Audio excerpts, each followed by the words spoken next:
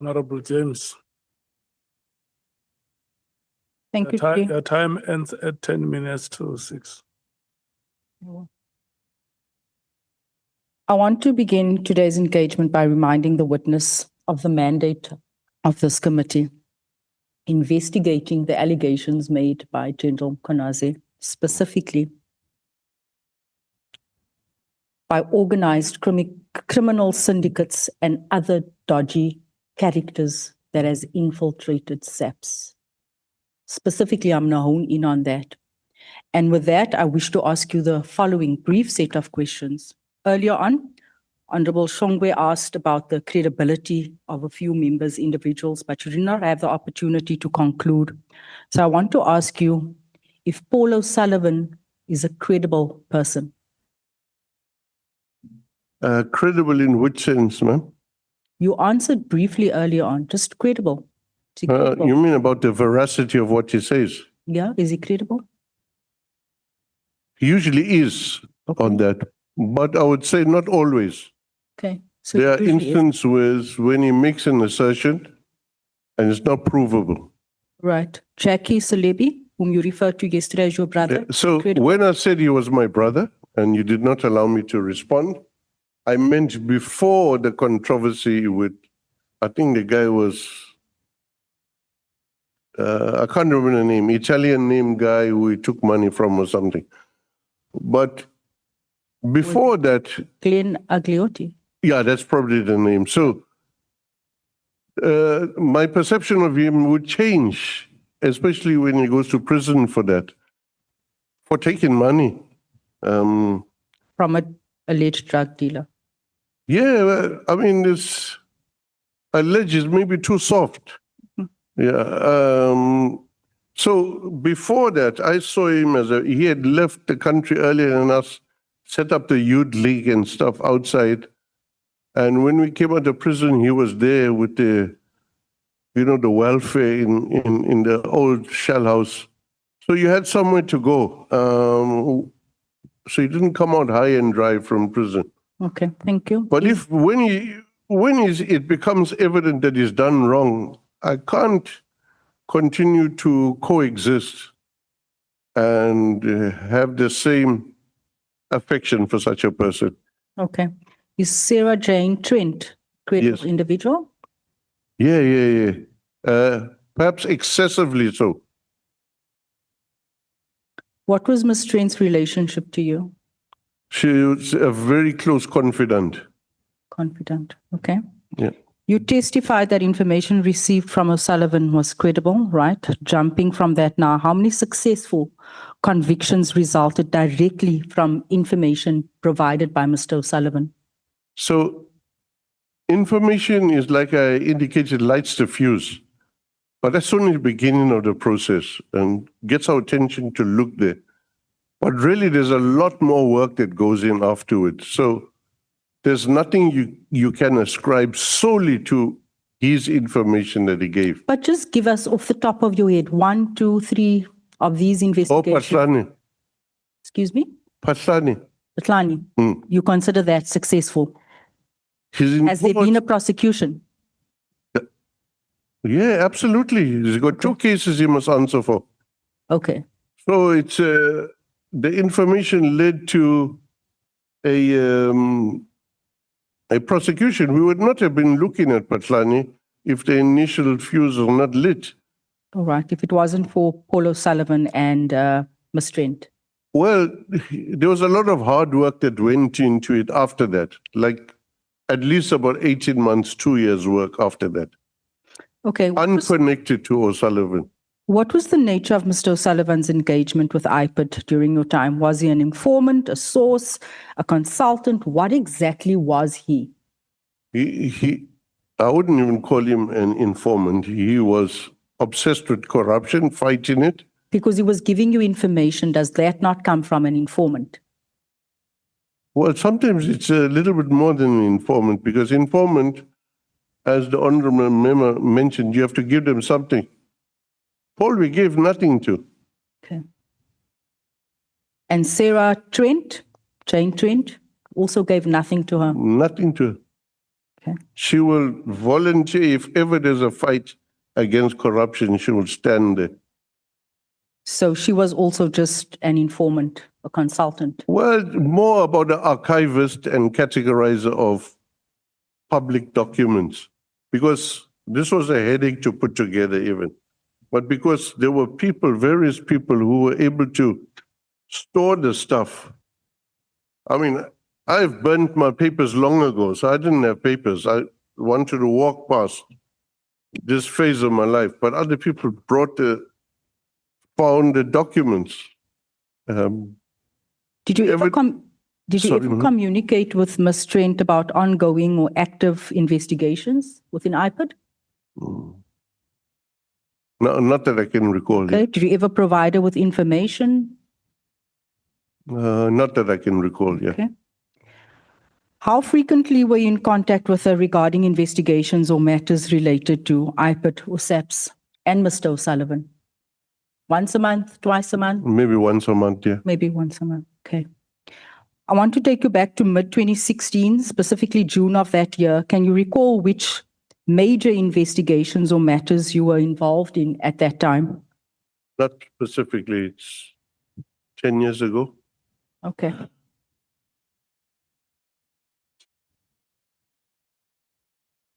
Okay. Can you explain why you said you've never given anyone information? Paul O'Sullivan and Sarah Trent. You've never given them information.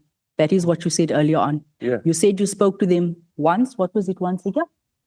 Once a Maybe month? sometimes twice or You thrice. said you spoke to them once a month. You said you've never given information. You said you spoke to them once a month, and you said there was no payment. That's what you said, right? Can you explain why on the 17th of June, 2016, you sent a communication to Ms. Trent saying that we are making history? You mean we are making history? The Yeah. collaboration is making history here. Excuse me? The collaboration, The collaboration. Yeah. The collaboration on what?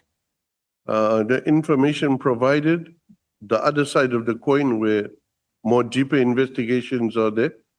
Okay. Because that's in a conversation between yourself and her.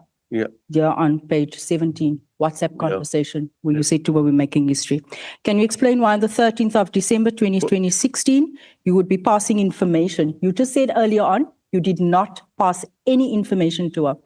I have records here that I found where she was requesting information from you, and you are providing her and Mr. Paul O'Sullivan with information on several occasions. I don't know what is it that you have there.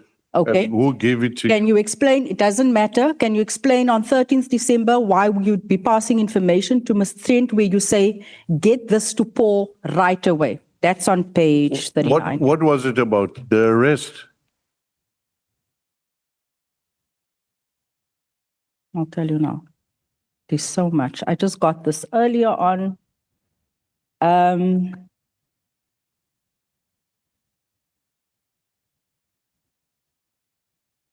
SAPS case registered, previous communication there. Before you respond, you send a two text, one at 7:17 and one a minute later.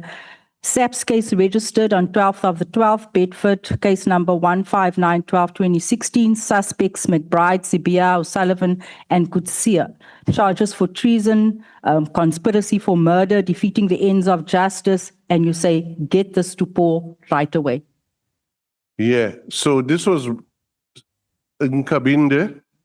But you just said you never ever gave them information. You said that they were providing you information. Oh, okay. Here you are giving them a case number and you are saying to Sarah, get this to Paul right away. Yeah, they were not aware that there's a conspiracy against them. It's about arresting people, which was a harebrained scheme of... So you are even protecting Mr. Paul O'Sullivan and Sarah Jane Trent. Oh, remember, I'm involved there. Yeah, My name is there. your name is here, but you just earlier on testified that you did not give information to these individuals. Yeah, but the issue You is... testified earlier on that you only speak to these individuals once a month, and the records reflects that you spoke to them once a day, all day long. Well, in instances where everybody is at threat, So you lied twice already to this committee. that's absolutely untrue? No, it is true because I have proof. Well, you're avoiding the context. I have proof, but this is not about context. I have the context and I have the proof that you were in conversation with these people almost daily. From 2016, you were reinstated, I think, in 2015, or when were you reinstated? 2016, early 2017, you were in contact with Sarah Jane almost every day. The two of you were going for drinks. The two of you had a romantic affair. I put it to you. Am I right? No. You did not. No. So your messages to Miss Lee saying, can I see you, even if it just means we start by holding hands, I miss you, my darling, that is not romantic. Well, if I said... Julle het die kat geknyp. No, if I said that, I always... Honorable James and Mr. McBride. Huh? Can we go slow on it? Can we? Go slow. Okay. Yeah. Yeah. If you bring emotions to it, it's no longer the way we desire it. Can we just go slow? I have messages between yourself. We were trying to ascertain here, why is it that SAPS has been infiltrated? Why is it that Mr. Kabinde said, furthermore, gave an account of Paul O'Sullivan's involvement in IPID matters at the time when I held the position of executive director at IPID. That is the allegation at hand. That is what we're probing. We are trying to understand why is it that these two individuals that has no formal contact with SAPS has so much information and their involvement. And I'm trying to ascertain to what extent is this relationship? Because based on this information, you rolled out the red carpet to Mr. Paul O'Sullivan.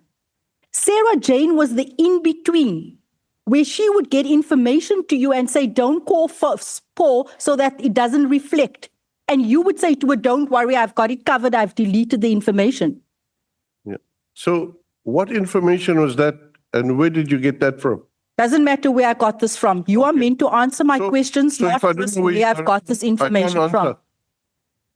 Because this shows here that you had a romantic affair with Miss, and your pet name for her was Clippity Clop. That was your romantic name for her. And you would meet and share information on SAPS dockets. You would share with the two of them. No, I didn't. I've got it here. I'm going to, for record purposes, I will provide this to all the members. I will share it on the group. Yeah, that's fine. It cannot be fine, sir. You have allowed dodgy individuals to infiltrate SAPS, to run meetings. Even I haven't infiltrated SAPS.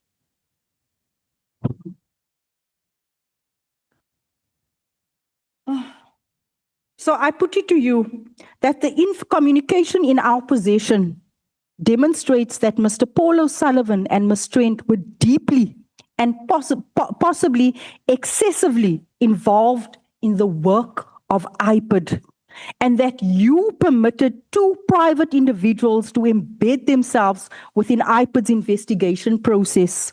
And effectively, they're operating as a parallel or a shadow structure that influenced or infiltrated with investigations. Do you dispute this?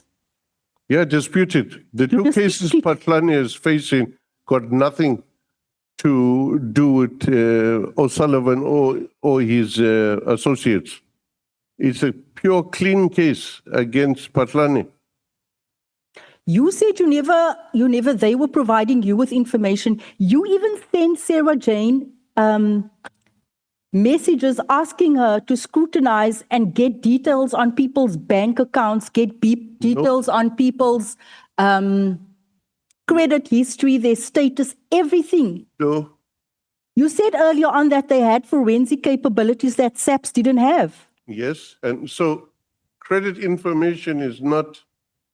It's something SAPS cannot do. I'm not in SAPS. I was not in SAPS. So Sarah Jane and Paul O'Sullivan are the people doing that for you in IPID. You don't have access to credit information. Credit information gives you everything, and it's not illegal to get credit information. Everybody can do it. If you go into buy a cell phone, They want to look at your credit. I'm not saying it's illegal. I'm saying I'm speaking to your relationship with these two individuals that you played down earlier on. Yeah. Well, the issue is quite simple for me. If I need the information, I will request it because it gives information. Even to go into people's bank accounts. Well, Is that legal? to bank accounts, I don't need to. I don't But need. in this communication, you request and you ask Sarah to please go into people's bank accounts. No, it's not bank accounts. It's not bank accounts. It's credit information, which Edgar's, Pick and Pay, everybody has.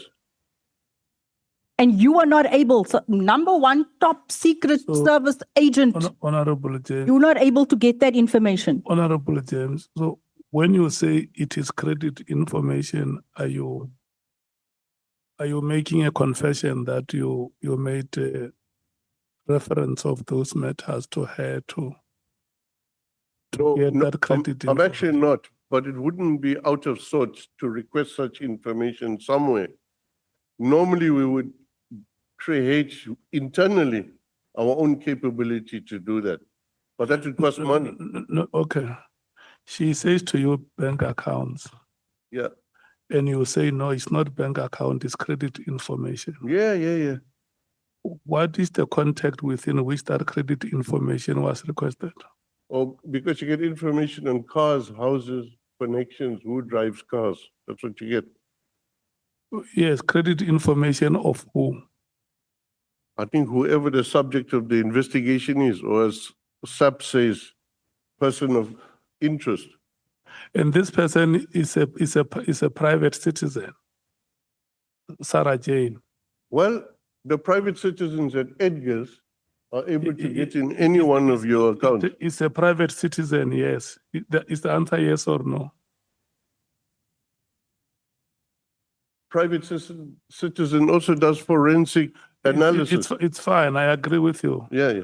I'm saying in her own private life, Yeah. she's in conversation with the head of the IPID, which in that case was yourself. I'm not sure what the issue is. And then you converse about credit details of other citizens of the Republic. That has been done every day. That is the question that the honorable member is asking you. If you can just look at her and respond. Yeah. So I don't remember that specifically, but it's not a problem for me to ask.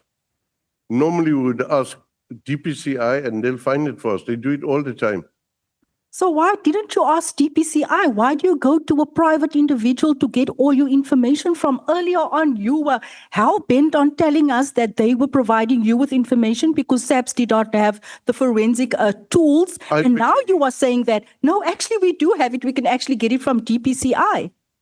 Well, that's what we did afterwards. That's what Afterwards, but the fact remains you lied because you said SAPS does not have the tools in place. No, I for didn't say this. SAPS. You said we don't have the forensic IPID. expertise.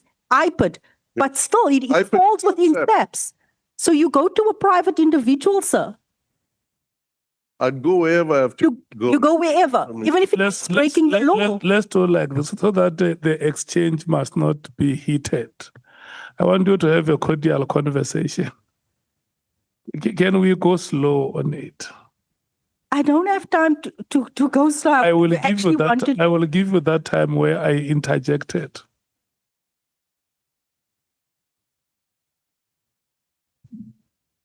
I think, looking back now, do you accept that allowing private individuals to entangle themselves in law enforcement investigations contributes directly to the very phenomenon this committee is investigating? Namely, the infiltration and the compromise of law enforcement institutions. This is why Mr. O'Sullivan is behaving as if though he is the big boss. I just missed a question here where you refer to Ms. Trent and you say to on the 2nd of December, you say stuff like, yes, boss, understood. I thought you the boss. Well, I call a lot of people inside this room boss when I greet them or meet them. Just anxious for a breakthrough to turn the tables, which came after you had a meeting at Mr. Paul O'Sullivan's home the night before. And you claim that you don't have a close relationship with these people. You're going for prize, you're meeting at Papa's in Sandton, at all over. You're sitting by the swimming pool, having whiskey with them. You have a friendship with them. Is that still just a business? Which swimming pool is that? I don't have time to go through here. This is a very thick document, Chair, but it's in here. So the source of the document is what? It doesn't matter. That's my source. You didn't disclose, you know. Yeah, you cannot disclose your source. I will not disclose my source. Okay. Fact of the matter is, the one thing in Kabinde van almal kom hierso en hulle vertel ons 'n bondel leuns and we're not able to establish the authenticity of the information they put before us. And we as MPs have to go the extra mile to make sure that we get credible information to verify what you have been Not put sure in it's here. credible. The one thing Mr. Nkabinde was right about is the fact that you have rolled out the red carpet for Mr. Paul O'Sullivan and all these other cronies. Thank you, Chair. Yeah. Thank you so much, Honorable James. It's now 10 minutes before 6 o'clock. I'm going to give you a 10 minutes break.